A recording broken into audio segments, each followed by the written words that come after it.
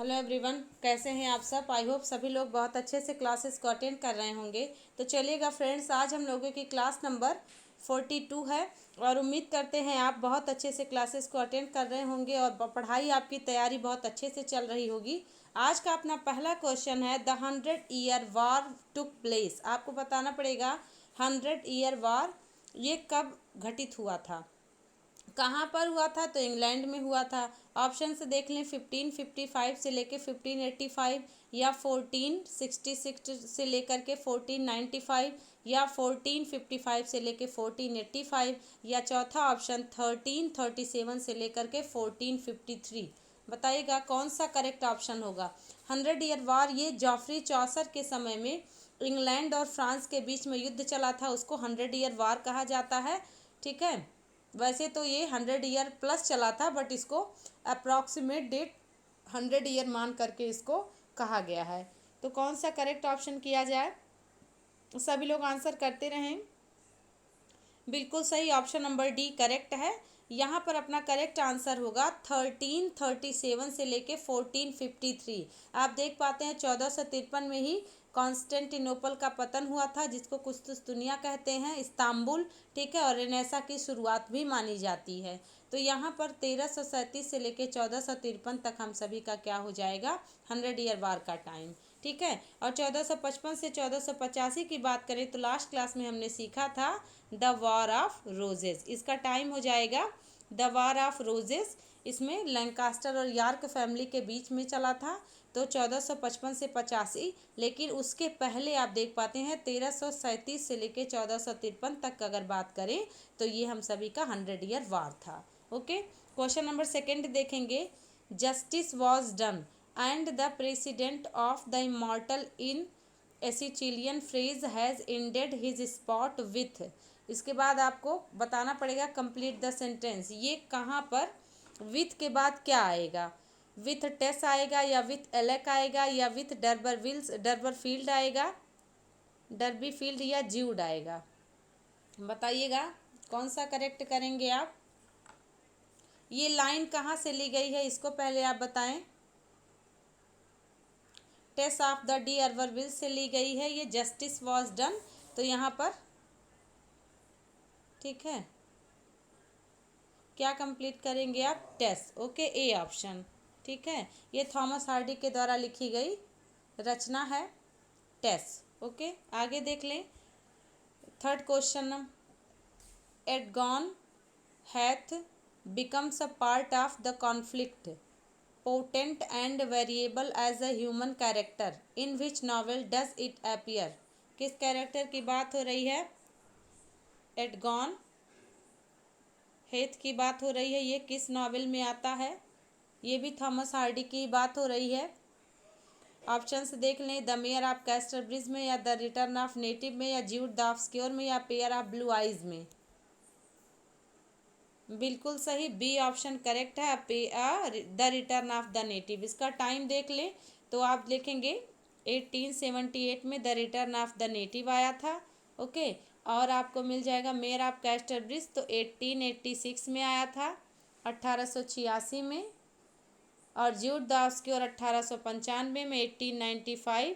और pair of the blue eyes की बात करें तो 1873। ये समय भी याद रखें, एग्जाम में अब क्वेश्चन किसी भी प्रकार से पूछा जा सकता है। ठीक है, बायोग्राफी से लेकर के सभी रचनाएं किसी भी राइटर या पोएट की याद होनी चाहिए। क्वेश्चन नंबर फोर्थ देखेंगे। The falcon is Tennyson's comedy is one act, in one act this comedy is based on a tale from. बताइएगा, टेनिसन की फैल्कॉन एक कॉमेडी है, ये किस पर आधारित है, दांते के डिवाइन कॉमेडी पर आधारित है, या मिल्टन के पैराडाइज लॉस्ट पर, या चौसर के द कैंटरबरी टेल्स पर, या बकैसियो के डेकामेरॉन पर। बताइए, बिल्कुल सही, डी ऑप्शन करेक्ट है, बकैसियो के डेकामेरॉन पर ये बेस्ड है। और ये अगर आप बात करें तो बोकासियो का डेकामेरॉन लिखा कब गया था, तो ये बोकासियो ने इसको 1349 से लेकर के 1353 तक इसको लिखा था। बट आपको एक चीज़ ध्यान रखना पड़ेगा, इस दौरान इन्होंने लिखा था, लेकिन ये पब्लिश हुआ था 1620 में, इतने दिनों के बाद, है ना, ये पब्लिश करवाया गया था। ये फैक्ट मुझे मिला, तो आप याद रखिएगा। 1349 से लेके 1353 के बीच लिखा गया था, बट पब्लिश 1620 में हुआ था। ओके, इसको याद रखेंगे आप। और फैल्कॉन की बात करें तो अल्फ्रेड लॉर्ड टेनिसन का है ये। टेनिसन का लाइफ टाइम देखें तो 1809 से लेकर के 1892, ये पोएट लॉरिएट थे ना, 50 से 92। और फैल्कॉन को देखा जाए तो 1879 में ये जो है पब्लिश हुआ था। ये एक कॉमेडी है टेनिसन की। आगे बढ़ेंगे क्वेश्चन नंबर 5 में। Tennyson's 3 plays with form historical trilogy. तो हिस्टोरिकल ट्रियोलॉजी है, कौन कौन सा है? सन के साथ बताना पड़ेगा आपको। ऑप्शंस आपको मिल रहा है। पहला ऑप्शन देख लें, Queen Mary Harold and Becket. दूसरा एलिजाबेथ हैरोल्ड बेकेट। तीसरा Queen Victoria Harold and Becket. या चौथा यूलिसीज प्रिंसेस और इन मेमोरियम। हिस्टोरिकल प्लेस की बात हुई तो आप तो जान पा रहे हैं ना कि ये तो प्लेस है नहीं, ये तो सारे पोएम है तीनों। ठीक है, यूलिसीज प्रिंसेस और इन मेमोरियम, यहाँ प्ले की बात हो रही है। तो कौन सा करेक्ट ऑप्शन करेंगे? ए ऑप्शन बिल्कुल सही, आप सभी लोग करेक्ट हैं। ए ऑप्शन हिस्टोरिकल ट्रियोलॉजी है, Queen Mary Harold and Becket. तो क्वीन मैरी का समय देख लें, 1875 था क्वीन मैरी का टाइम। हैरोल्ड का 1876 था। और आप बात करेंगे बेकेट का, तो बेकेट का 1884 था। ये याद रखिएगा टाइम भी इनका। ओके, और यूलिसीज आप जानते हैं 33 में लिखा गया था, बट 1842 में पब्लिश हुआ था। फिर प्रिंसेस की बात करें तो 1847 इसका टाइम, और इन मेमोरियम आप जानते हैं 1850 में ये पब्लिश हुआ था। ओके, आगे बढ़ जाएंगे। क्वेश्चन नंबर 6 देखेंगे। विच नॉवलिस्ट वॉज पार्लियामेंट्री रिपोर्टर। ये रिपीटेड क्वेश्चन है, ठीक है, बट आप आंसर करेंगे। Charles Dickens, Thomas Hardy, Jane Austen या चार्ल्स लैम्ब। इम्पॉर्टेंट क्वेश्चन है, आ सकता है एग्जाम में। Charles Dickens Victorian representative novelist माने जाते हैं, बिल्कुल सही। ए वाले फ्रेंड्स आप सभी करेक्ट हैं। 1812 से लेकर के 1870 ये इसका क्या है, चार्ल्स डिकेंस का समय है। हार्डी की बात करेंगे तो 1840 में इनका जन्म होता है, 1928 में इनकी मृत्यु होती है, और जन्म से रिलेटेड क्वेश्चन आया था। जेन ऑस्टन की बात करते हैं तो इनका प्राइज एंड प्रेजुडिस 1813 वाला बहुत ही फेमस है, ठीक है। 1775 में चार्ल्स लैम्ब के समय में ही इनका जन्म होता है, और जो है 1817 में इनकी मृत्यु होती है, जेन ऑस्टन की, ठीक। और लैम्ब की बात करें तो 1775 में जन्म और 1834 में मृत्यु, ठीक है। जब आपको लाइफ स्पैन याद रहता है कि कौन सा नॉवलिस्ट, कौन सा पोएट है ना, कहाँ पर जन्मा या उसका ड्यूरेशन क्या है, तो आप एक जो है कोरिलेशन कर पाते हैं कि किस एज का रहा होगा, तो उस एज में किस प्रकार का लिखने की स्टाइल चल रही थी, उसी को फॉलो करते हैं। ओके, ज़्यादातर जो है वही झलक देखने को मिलती है, तो इस तरीके से आप इसको कोरिलेट कर सकते हैं। क्वेश्चन नंबर, तो इसका आंसर मिल गया ना, चार्ल्स डिकेंस। क्वेश्चन नंबर 7 देखेंगे। A representation of a person that is exaggerated for comic effect, इसको क्या कहते हैं? मैंने कुछ क्वेश्चंस डाल दिए हैं ऐसे ही हिस्टोरिकल टर्म से, ठीक है, और लिटरेरी टर्म से रिलेटेड, तो आप इसको बताइएगा। कैरिकेचर बिल्कुल सही, बहुत बढ़िया। कार्टून सामान्य भी किसी भी हास्य कलाकार को या मतलब हास्य विधा को कह सकते हैं। फ्लैट कैरेक्टर अपना विरोध नहीं करता है। फॉइल कैरेक्टर किसी का पीछा करके उसी के ही पीछे पड़ा रहता है, ठीक अपोजिट, ठीक है, तो उसको फॉइल कैरेक्टर कहते हैं। कैरिकेचर अपना करेक्ट आंसर होगा। ओके, आगे बढ़ जाएंगे। A word which becomes lifeless due to over use is, क्या हो जाएगा? कोई ऐसा वर्ड जो ओवर यूज होते होते लाइफलेस हो गया हो, यानी कि अब यूज ना हो, दैट इज कॉल्ड, आप हिंदी में इसको ऐसे समझ ले, चलन से बाहर, ठीक है। तो डेलिमा दुविधा होता है, नहीं होगा आंसर। देखिए, क्लिफ हैंगर क्या होता है, इसको याद रखिएगा, सस्पेंस के साथ end story. Okay, a story ended with a suspense, okay, suspense, that is called cliffhanger, okay। तो इसका करेक्ट आंसर सी है, क्लिके। तो क्लिके मतलब होता है चलन से बाहर, ओके। और कैलीग्राफी मतलब ब्यूटीफुल हैंड राइटिंग, आप जानते हैं। क्वेश्चन नंबर 9 देखेंगे, brief description which appears on the jacket of a book is, बताइएगा। एक ब्रीफ डिस्क्रिप्शन जो कि on the jacket of a book, इसको कौन सा करेक्ट करेंगे आप? ऑप्शन से देखेंगे, वर्सो, ब्लर्ब, क्वाट्रेन या फोलियो। इसको क्या बोलते हैं? जैसे देखिए, वर्सो जो होता है, वर्सो को आप page, sheet of paper, surface, side, ये सब बोल सकते हैं। Left side of a page, इसको बोल सकते हैं। और ब्लर्ब ही इसका करेक्ट आंसर है, ठीक है। जिन फ्रेंड्स को इसका नहीं आंसर पता था वो ध्यान रख लें। और क्वाट्रेन 4 लाइन की कविता होती है, फोलियो आप जानते हो, है ना, लीफ कहते हैं इसको, और पेपर की एक शीट होती है, तो ब्लर्ब बोलते हैं उसको, जो मतलब विज्ञापन, इसको नोटिफिकेशन कहा जा सकता है। ब्लर्ब बराबर नोटिफिकेशन, अब याद हो जाएगा आपको, notification, okay. A brief description which appears on the jacket of a book, संक्षिप्त विवरण जो किताब के रूप में प्रस्तुत किया जाए। क्वेश्चन नंबर 10 देखेंगे, the Pulitzer prize for fiction is given to an American author preferably dealing with, इसको क्या बोला जाएगा? कंटेम्परेरी रियलिटी या अमेरिकन लाइफ या ब्रिटिश लाइफ या वेसेक्स लाइफ, क्या करेक्ट करना चाहेंगे आप? बोल रहा है कि पुलित्जर प्राइज फिक्शन के लिए अमेरिकन ऑथर को दिया जाता है, किस लिए? जब वो कंटेम्पोरेरी रियलिटी को डील करते हैं, या अमेरिकन लाइफ के बारे में लिखते हैं, या ब्रिटिश लाइफ के बारे में, या वेसेक्स लाइफ के बारे में, क्या करेक्ट करेंगे आप? कंटेम्पोरेरी रियलिटी नहीं, बिल्कुल नहीं, ये नहीं आंसर करेक्ट हो गया। अमेरिकन लाइफ, ठीक है। जब अमेरिका के ही जो है, अमेरिका पर आधारित, अमेरिका के ही जो है जीवन शैली पर लिखते हैं, तो इसको पुलित्जर प्राइज फिक्शन इनको मिलता है, ओके। और देख लेंगे, कोलंबिया यूनिवर्सिटी के द्वारा मिलता है, तो वेल नोन है। क्वेश्चन नंबर 11 देख लें, when a sheet is folded to makes 12 leaves it is known as, बताइए। कोई ऐसा, मतलब आप देख पाते हैं ना कि कोई ऐसा पेज, जब आप 2 मोड़ते थे 4 होता था तो फोलियो होता था, 4 मोड़ते थे 8 होता था तो क्वार्टो होता था। उसी प्रकार से आपको बताना पड़ेगा कितना मोड़ेंगे कि 6 बार मुड़े और 12 निकल के आए। तो जब मैंने इसको बताया तो सी आप बता दीजिए, option number C correct answer है क्वेश्चन नंबर 11 का।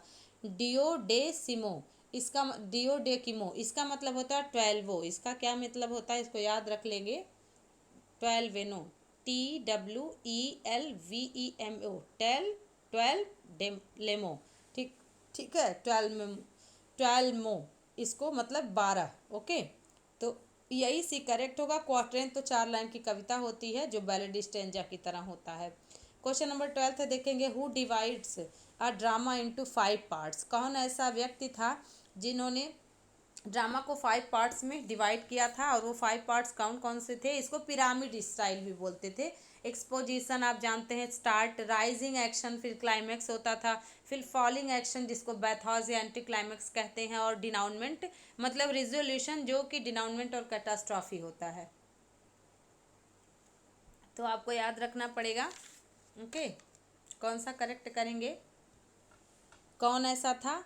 तो आपको देखना पड़ेगा। देखिए, अरिस्टोटल ने तो 6 एलिमेंट्स बताए थे, तो ये होंगे नहीं। जैकस डेरिजा डिसकंस्ट्रक्शन से रिलेटेड हैं। James Joyce stream of consciousness से रिलेटेड हैं। तो बचे हुए कौन है? चौथे जो है डी, ये हैं फ्री टैग। इन्होंने ही जो है इस पिरामिड स्टाइल को, ड्रामेटिक पिरामिड या ड्रामेटिक स्ट्रक्चर या थ्योरी ऑफ ड्रामेटिक स्ट्रक्चर बनाया था। इनका पूरा नाम जान ले दोस्तों, इनका पूरा नाम था गैस्टैव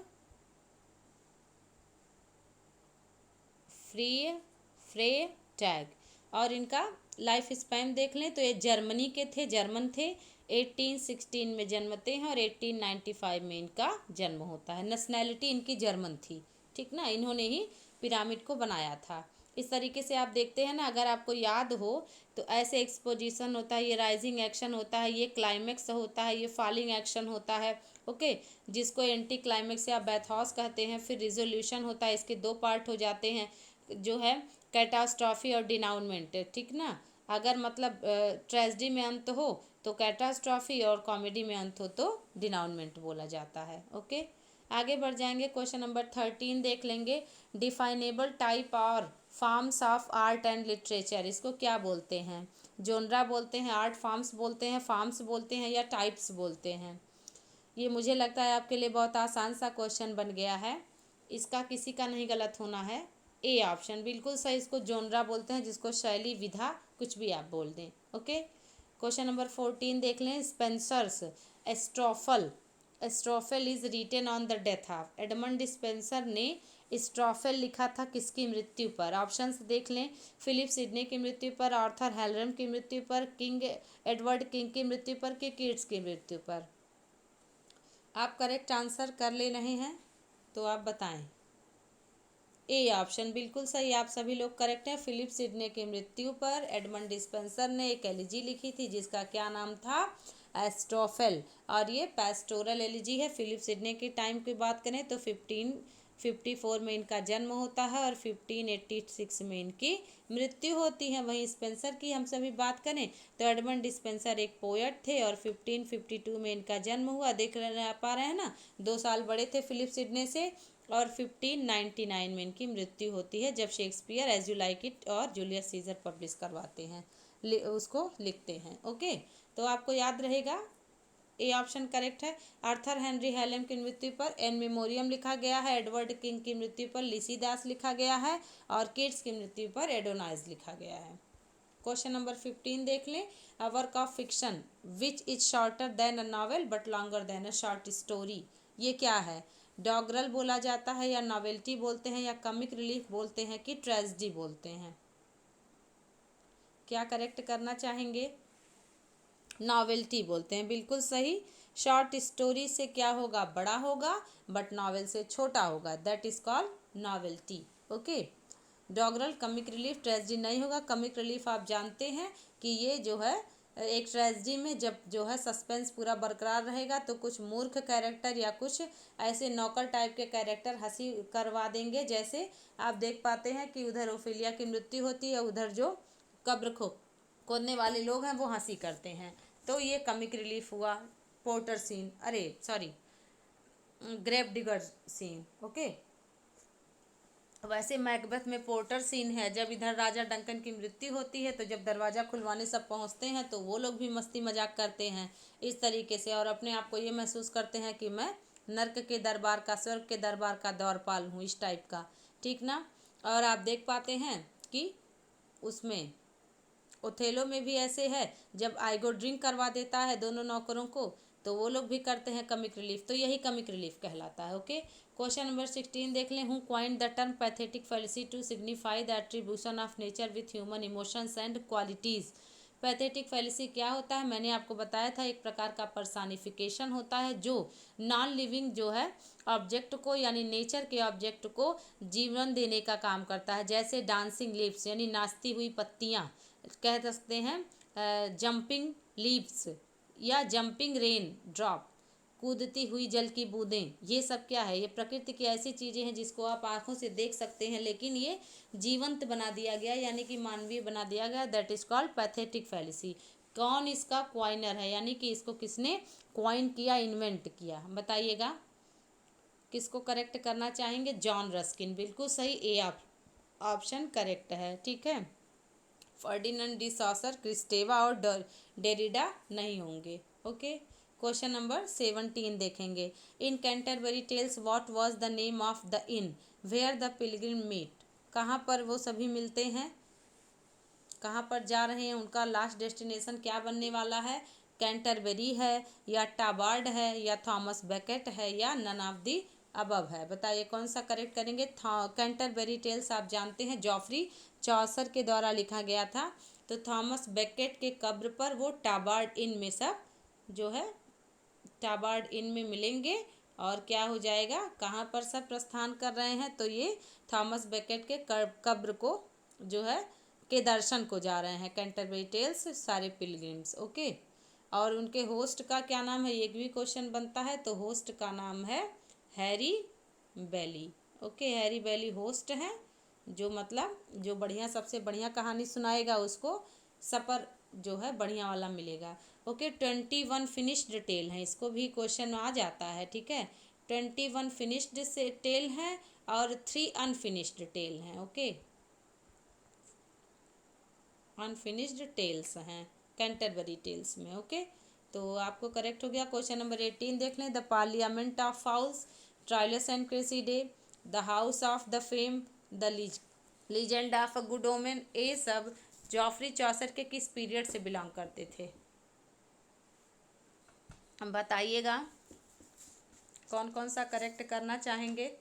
3 पीरियड है उनके जीवन से संबंधित, फ्रेंच, इटालियन और इंग्लिश। तो रोमन पीरियड अपना इनकरेक्ट आंसर हो गया। बताइएगा। फ्रेंच पीरियड की टाइम आप देख लें तो अप टू 1372 है, और इटालियन पीरियड का टाइम देखें तो 1373 से लेकर के 1385 माना जाता है, और जो है इंग्लिश पीरियड की बात करें तो 1386 से लेकर के 1400 तक, है ना।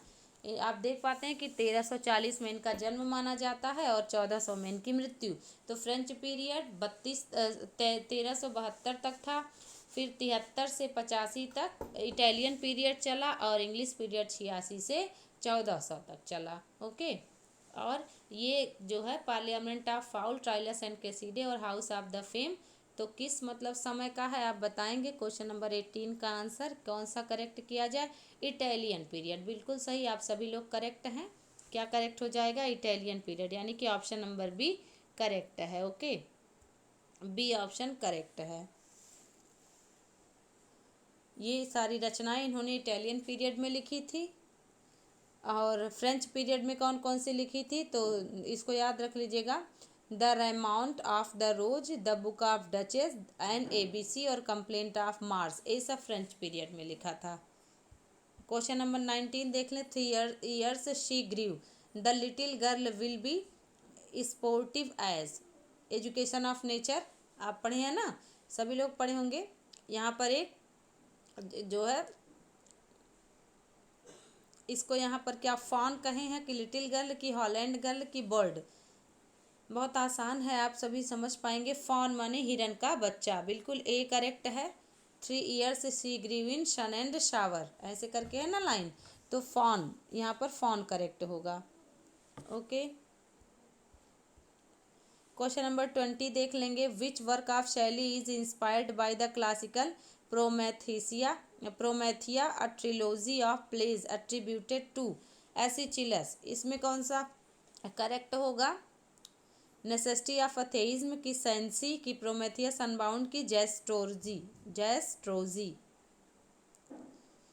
प्रोमेथिया मिल गया ना, प्रोमेथिया आपने आंसर करेक्ट कर देना है, सी वाला प्रोमेथियस अनबाउंड।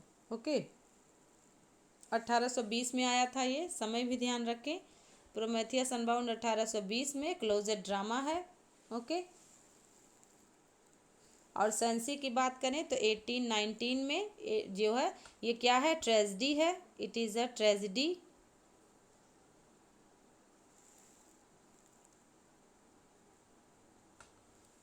फाइव एक्ट्स में, ठीक है, 5 एक्ट्स की एक ट्रेजेडी है सेंसी, 1819 में आया था।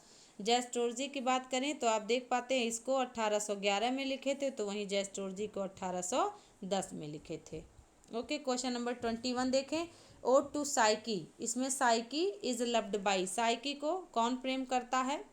लामिया, इसाबेला, एंडीमियन या इरोस और लव? क्या करेक्ट करेंगे?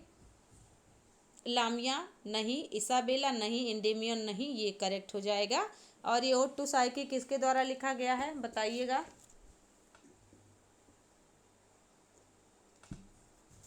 जॉन कीट्स के द्वारा, बिल्कुल सही। 1819 में जॉन कीट्स के द्वारा लिखा गया था। ओके, आप सभी लोग करेक्ट हैं। क्वेश्चन नंबर 22 देखें। Who wrote introduction to the poem Gitanjali, Gitanjali का इंट्रोडक्शन किसने लिखा था? बांग्ला भाषा में इसको लिखा गया था, फिर इंग्लिश में ट्रांसलेट खुद किया था रविन्द्रनाथ टैगोर ने, बट प्रीफेस कौन लिखा था? बिल्कुल सही, W.B. ईट्स ने लिखा था इसका प्रीफेस, और इनको नोबेल प्राइज़ 1913 में इसी के लिए मिला था। रविन्द्रनाथ टैगोर ने गीतांजलि तो लिखा था, लेकिन प्रीफेस या इंट्रोडक्शन ईट्स ने लिखा था। ओके, ऐसे क्वेश्चंस आपको कंफ्यूज कर सकते हैं, आपको लगेगा कि गीतांजलि इन्होंने लिखा था तो इंट्रोडक्शन भी लिखे होंगे, बट आपको याद रखना पड़ेगा। क्वेश्चन नंबर 23 देखें, in which year was Rabindranath Tagore awarded knighthood by lord Hardinge. Lord Hardinge के जो द्वारा इनको नाइटहुड की उपाधि कब मिली थी, इसको बताइएगा। 15 में, 13 में, 11 में, 15 में, 13 में, 19 में और 17 में। लॉर्ड हार्डिंग ने 1915 में, बिल्कुल सही, ये ऑप्शन करेक्ट है। 1915 में लॉर्ड हार्डिंग ने नाइट हुड की उपाधि टैगोर को दी थी। ओके, लेकिन इन्होंने वापस भी कर दिया था, तो कब वापस किया था, क्यों वापस किया था, ये सब आप बताइएगा। आपको याद होगा 1919 में जलियांवाला हत्याकांड हुआ था, जिसमें जलियांवाला मैसेक्रे इंग्लिश में कहते हैं, जनरल डायर ने गोली चलवा दी थी निहत्थे लोगों पर। ठीक है, तो इसी के वजह से जलियांवाला बाग हत्याकांड 1919 में हुआ था।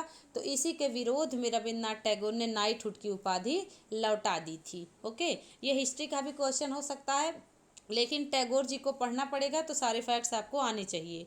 क्वेश्चन नंबर 24 देखेंगे, the play Hayavadana begins with an invitation of. बताइएगा, किसके आमंत्रण, किसके आवाहन को जो हयावदाना बुला, किसका आवाहन करते हैं, ये किसका है, पहले आप यही बता दें हमें। हयावदाना आया कब था, किसका है? 1971 में आया था, याद रखिएगा दोस्तों। और ये गिरीश कर्नाड का है। ठीक है, गिरीश कर्नाड का है। ओके, हयावदाना गिरीश कर्नाड का है, हयावदाना। इसके बाद आपका कौन सा करेक्ट होगा? बिल्कुल सही, गणेश जी का आवाहन, ठीक है, करते हैं ये। तो गणेश जी का आवाहन करते हैं, काली के मंदिर में जाते हैं। आप देखते हैं कि पद्मिनी होती हैं, देवदत्त होते हैं, कपिल होते हैं, ये लोग हैं। ठीक है, और आपको अच्छा, हयावदाना का मीनिंग क्या होता है, आपको आंसर तो पता ही चल गया। 1971 में लिखा गया था गिरीश कर्नाड के द्वारा, जिनका पूरा लाइफ स्पैन है 1928 से 38 से लेकर के 2019 में। ठीक है, 2019 तक, है ना। ये डायरेक्टर भी थे, फिल्म निर्देशक भी थे। आप देख पाते हैं ना गिरीश कर्नाड। इसका मीनिंग होता है I strange creatures with the head of a horse and the body of a man. आप देखते थे उनका बदन और सर मनुष्य की तरह था और बदन घोड़े की तरह। ओके, तो इसको आपको याद रखना पड़ेगा। कपिल और देवदत्त दो लोग होते हैं, पद्मिनी इसकी हीरोइन होती हैं। गणेश जी के आवाहन से शुरू होता है, काली माँ के मंदिर में जाते हैं सब। एलटी ग्रेड के सिलेबस में बहुत डिटेल में इसको अध्ययन करने के लिए प्रिस्क्राइब था। क्वेश्चन नंबर 25 देख लें, according to Wordsworth poetry proceeds from the internal feelings of the readers, common people, poet और किंग। वर्ड्सवर्थ के अनुसार poetry proceed from the internal feeling of the, किसकी फीलिंग प्रोसीड होती है, रीडर्स की कि कॉमन पीपल की कि पोएट की कि किंग की? मुझे लगता है ये आपका करेक्ट होना चाहिए, सी ऑप्शन करेक्ट है, पोएट की फीलिंग। ठीक है, पोएट फील करता है रीडर्स को भी, कॉमन पीपल को भी। ठीक है, सामान्य लोगों को अपना विषय वस्तु बनाए हैं वर्ड्सवर्थ, तो पोएट अपनी फीलिंग्स दिखाता है पोएट्री में वर्ड्सवर्थ के अनुसार। ओके, तो मुझे लगता है फ्रेंड्स आपको ये 25 क्वेश्चंस बहुत अच्छे से समझ में आए होंगे। आपने कितना स्कोर किया ज़रूर से ज़रूर हमें बताएं। ठीक है, क्लासेज कैसी लग रही हैं आपको, क्वेश्चंस कैसे लग रहे हैं, आपका कितना स्कोर है, सब कुछ बताएं। और वीडियो को ज़रूर से ज़रूर लाइक करें, एक कमेंट ज़रूर करें, आपका अनुभव क्या है। ठीक है, पढ़ते रहें, मुस्कुराते रहें। मिलते हैं नेक्स्ट क्लास में। Thank you so much, thanks.